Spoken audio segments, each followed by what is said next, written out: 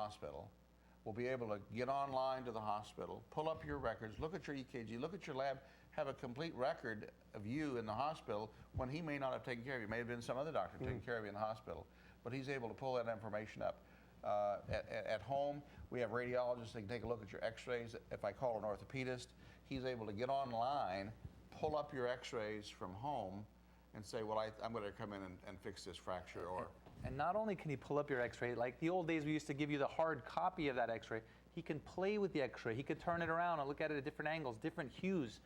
Orthopedic surgery, you do that? Is that Absolutely. As a matter of fact, about 5 years ago, I think it was U.S. News and World Report does a study of the top hospitals in the country. And Verdugo Hills Hospital is one of the top 50 hospitals in the top 50 in the country for orthopedic surgery, because we have such high quality orthopedic surgeons, Dr. Can, Dr. Head, Dr. Oshkamp. So these guys do extremely good surgery, and they have a team at Verdugo, and they do great research, and the results are as good as anybody in the country. Now, there are other services that the Verdugo Hills Hospital does. For us at Verdugo Hills, our most important aspect is to provide it in a homey, community type environment. That's where what we specialize in. We're a community-based hospital. We are like what it feels like when you go home. You may not have the biggest house, you may not have the most glamorous bedroom, but when you go into your room, you feel most comfortable. And that's what Verdugo Hills provides on a hospital level. We're a community-based hospital that provides services with a special kind of personal touch. A small community hospital, community-based. And how many beds do you have? We're licensed for 158 beds. We have currently using 128 beds. I see. So we're a small size hospital, and we are dedicated basically to the community we serve. The hospital was built by the community. It was actually opened up for the community. Well, what I can provide is, hey, there's an Armenian doctor at Verdugo Hills Hospital. And an Armenian host. There you go. We are reaching to our last segment. There are several other questions that I want to ask about the Verdugo Hills Hospital, and I hope that both of you are willing to spend a minute or two to talk to us about our national health situation, the discord, the discussions that we are having nationally, where each one of you, I'm sure you have differing views, maybe you don't, as to where are we going, how are we going to get there, because I think the bottom line is how do we lower the costs, how do we get people well, and those are the kinds of things. Let me take my last break. When we come back, we'll talk about several other things that the Verdugo Hills Hospital does, and then I want to talk and get your impression as to where do we go? How do we solve the problem? Maybe you two we'll send you to Washington, and you two will get this problem solved. Once again, my guests, Dr. Leo Birkenbeil, Chief of Staff at the Verdugo Hills Hospital, and Dr. Armand Dorian, very well connected with the Verdugo Hills Hospital, as you can see, very passionate about some of the services that the hospital renders. We'll take our final break. When we come back, we'll have about 12 to 13 minutes for your telephone calls, and I hope you will call 547-3668. And we were initially talking about telemedicine. That's so exciting to me, and it talks about the saving of time, dollars, and all of the other things, and that's the future in medicine. Our final break. When we come back, more of Dr. Dorian and Dr. Birkenbeil. We'll be right back. Thank you very much for being with us. Our telephone number is 547-3668. We've been talking about telemedicine. I'm going to have Dr. Dorian or Dr. Birkenbeil give you the website so you'll be able to go in and do all your stuff also and get. It is easy to do what they're doing, the diagnosis right on the computer. It's just an amazing thing.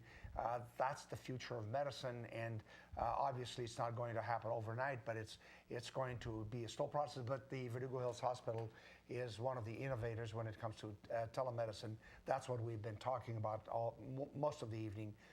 And of course, those of you that missed the first part, you missed a very exciting part that Dr. Dorian and the patient were talking, and he was asking questions, and the diagnosis was that the patient had H1N1 flu, and Dr. Dorian prescribed the medicine in order to make her feel better. So this is the future.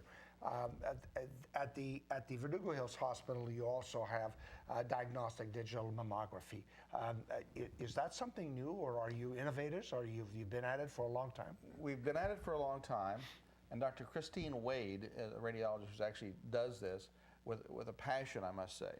And we've been doing mammography for some time. And originally we did it on film, where we'd take x-rays of film, and they would be read, put them up in front of a light. But as most things happen, as new and more better technology comes along, they now have a digital camera. So instead of making a picture on a piece of film, they take a digital picture of this, and this is much higher resolution with much less radiation to the patient, and they're able to detect tumors much earlier than they were before. We're the only one in the area that has this high-tech digital mammography. This is about $1 million machine that the Women's Council and Foundation raised money for to install at Verdugo Hills Hospital. So it's excellent, high-tech, the latest available thing in this. Dr. Dorian, your website?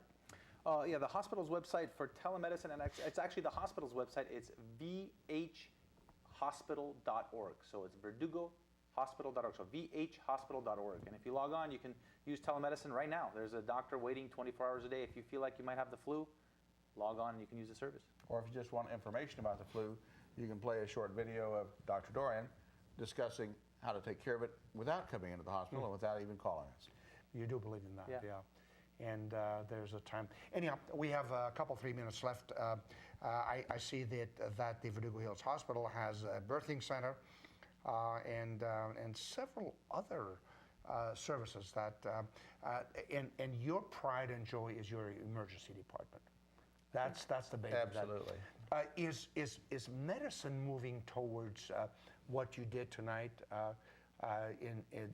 diagnostically with patients? Let me diagnose you on the web. I think so. For example, it's so handy. We talked about psychiatry, but suppose I have a laceration and I want to get a plastic surgeon. I could maybe close it, but let me get an expert to look at you and see what he thinks.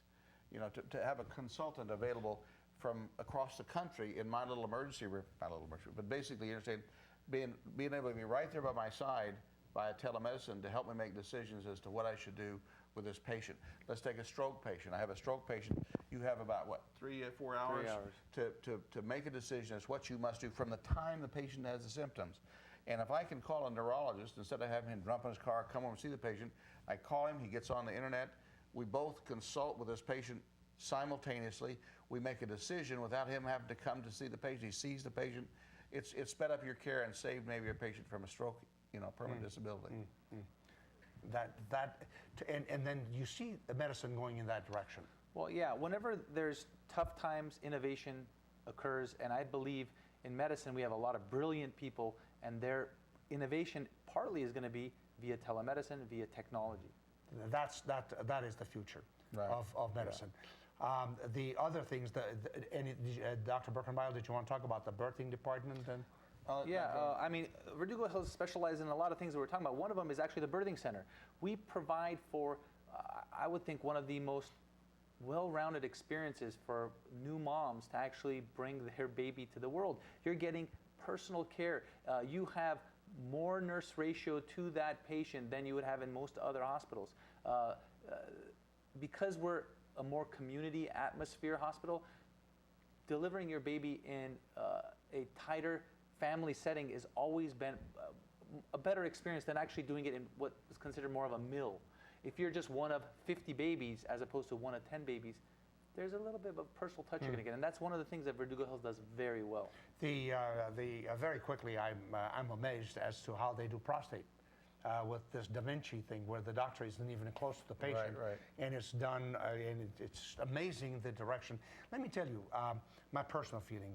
Thank goodness we have doctors like you that are caring, that you care about the patient more than what the bottom line is and how much money do we make and those kinds of things, because we need to have a healthy population and. For you to be able to do this, the telemedicine and get the patient back to work and all this, and the ability to have people get their medical care as quickly as possible, the best that they can, and I think that's the answer. I want to thank both of you for being here with me